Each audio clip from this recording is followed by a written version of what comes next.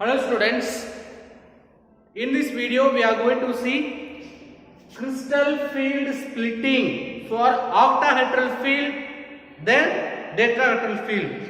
So octahedral field we are going to see first. What are the degenerated orbitals of d orbitals? We have to know first. We know that 5 orientations of d orbital. One is dxy, the second one is dyz,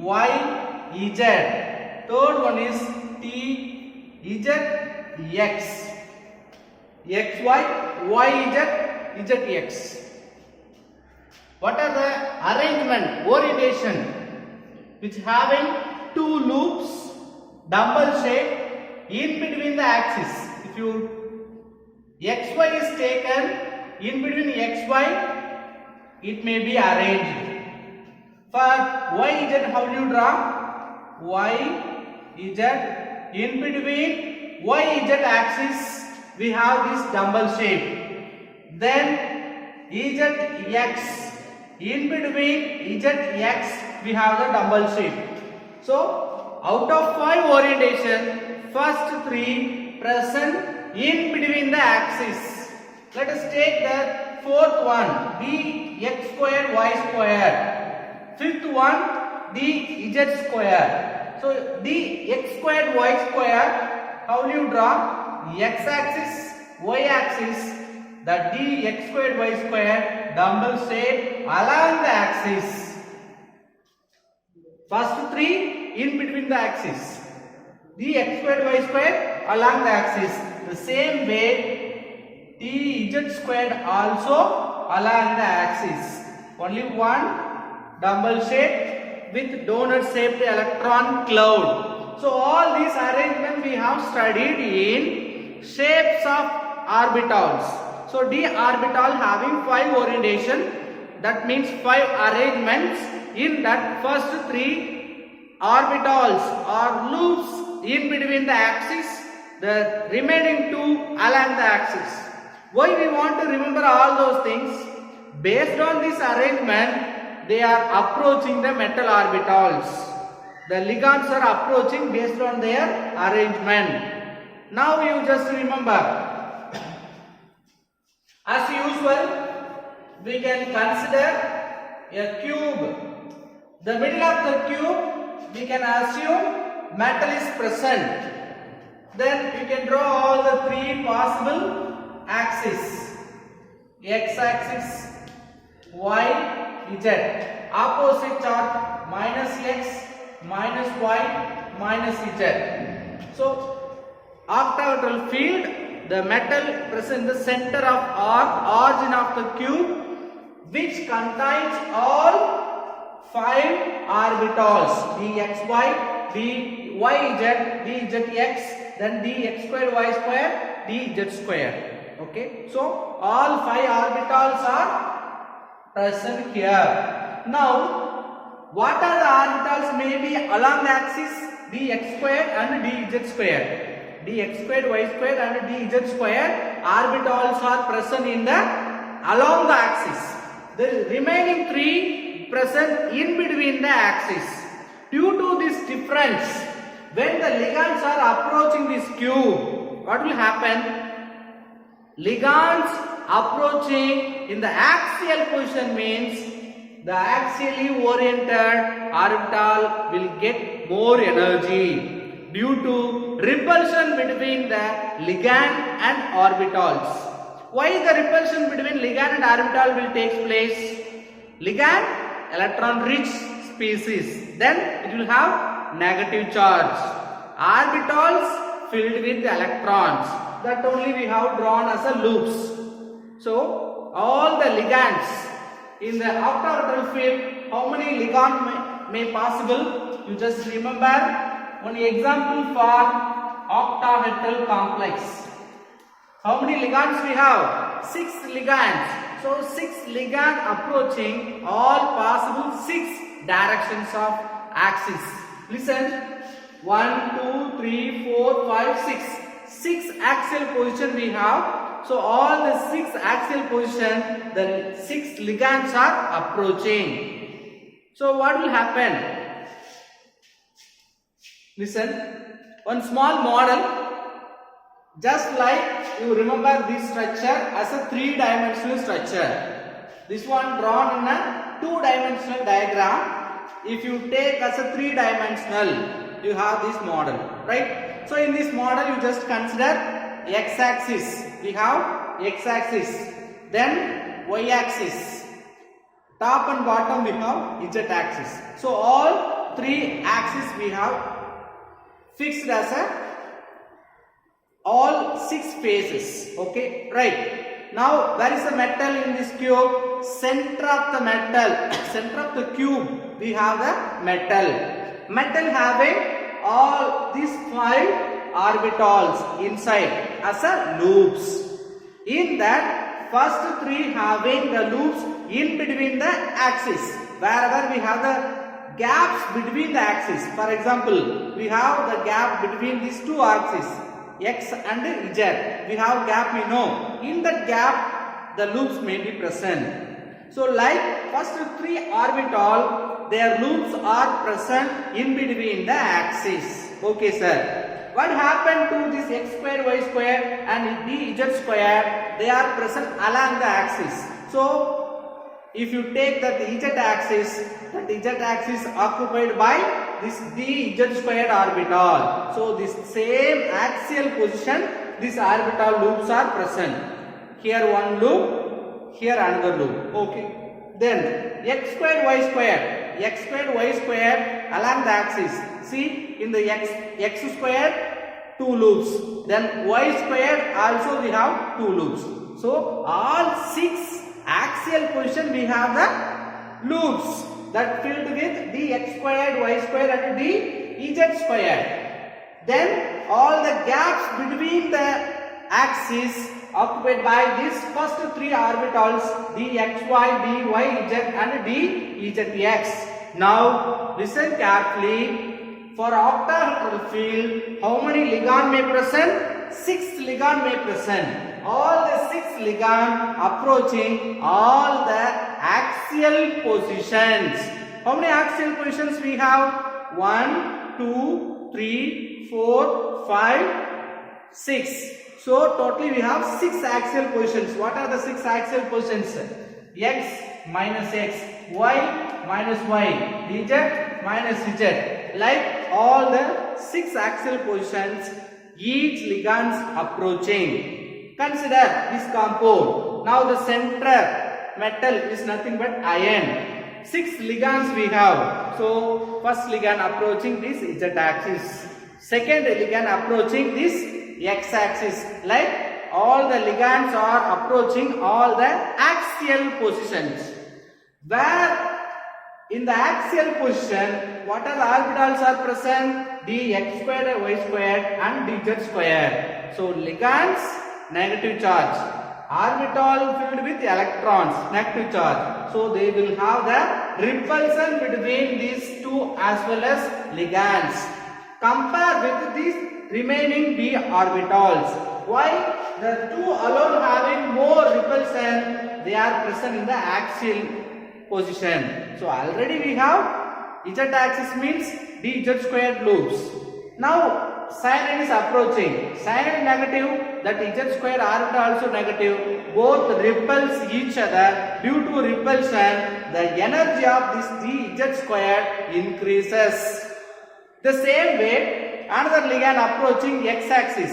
X-axis also arranged with dx squared, y squared loops. So which having loop, then ligand approaching, they will have the mutual repulsion due to same charge between them. So dx squared, y squared orbital energy also increased.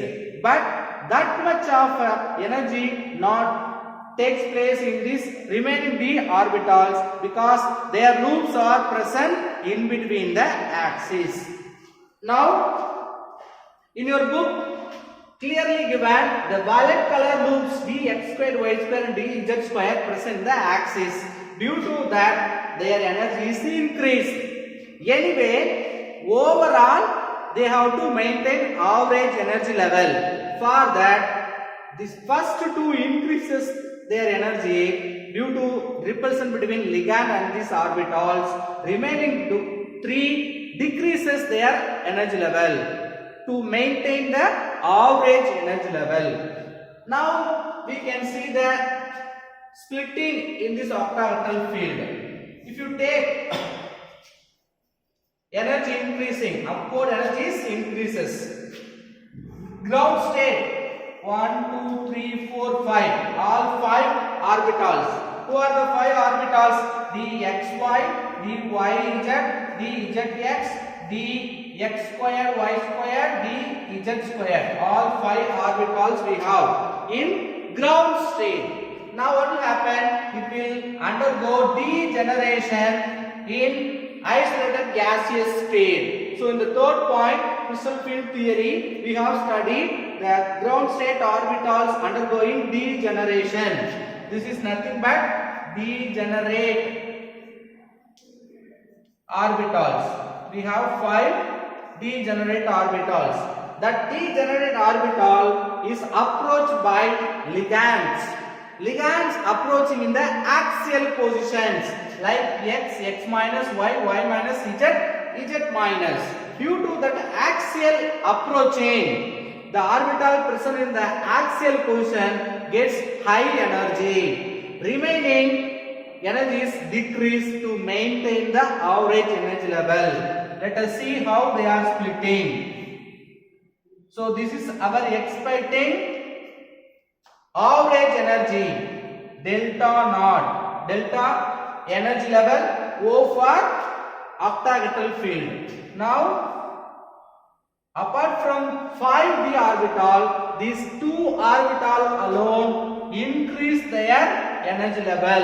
Who are the 2? The x square, y square, t z square. Why they are increased?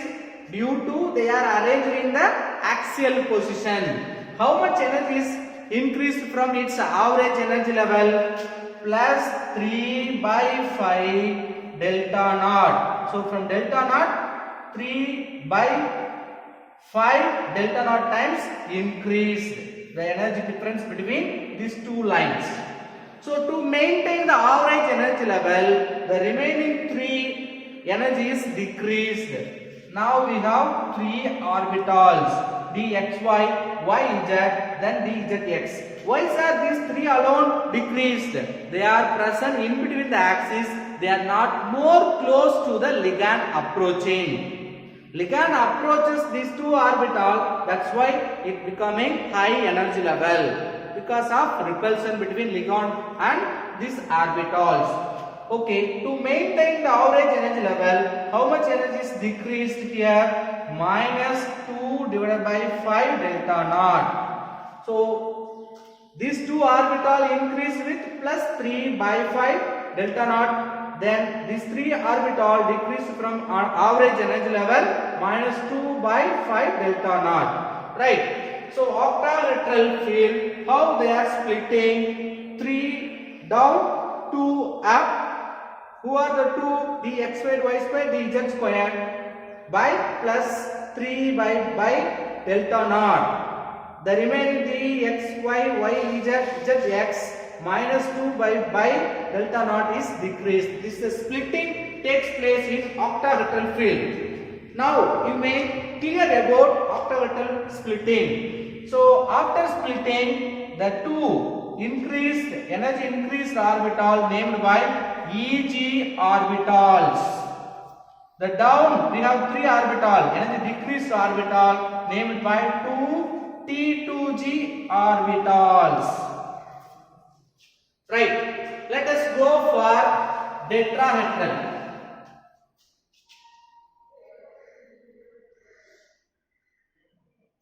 So tetrahedral also we are taking the same cube shape. The center we are taking the metal.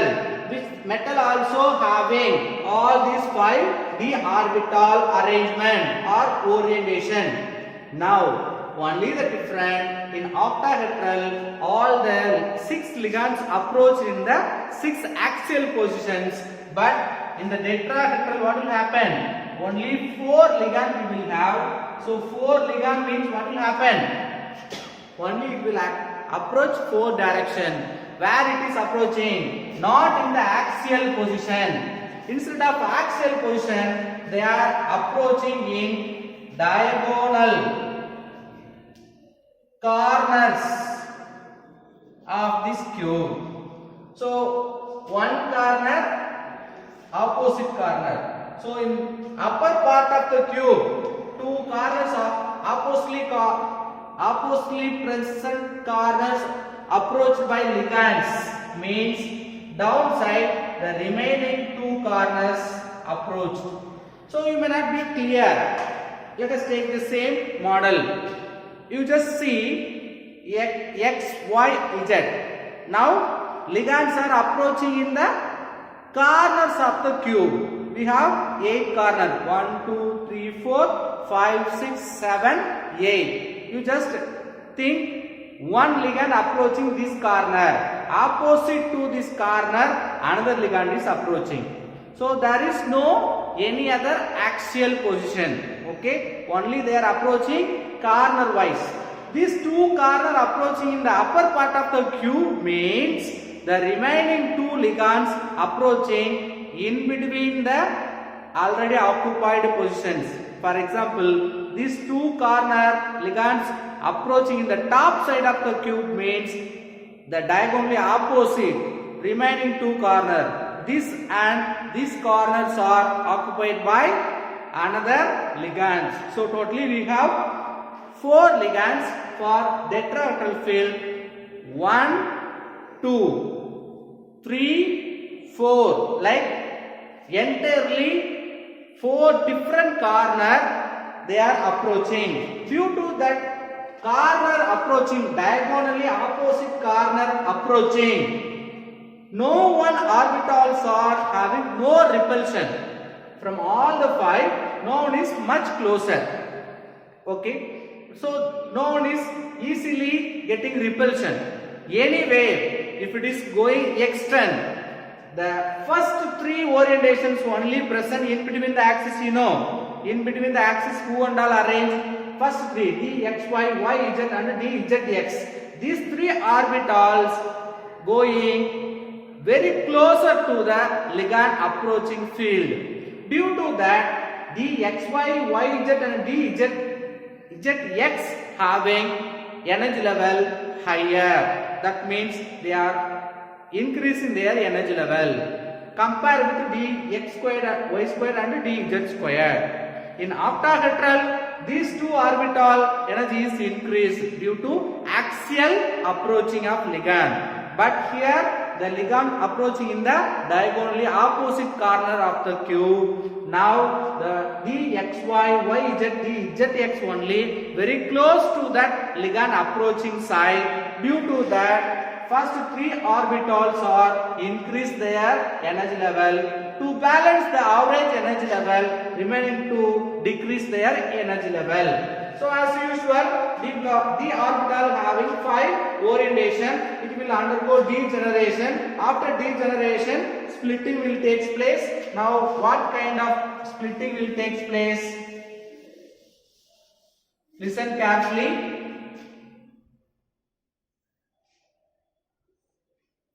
So as usual, the expected average energy level. Here delta T, Y for tetrahedral field. Out of 5, 3 orbitals increase their energy level. Who are the 3 is increasing? The X, Y, Y, Z, Z, X. Why? They are only placed in between the axis.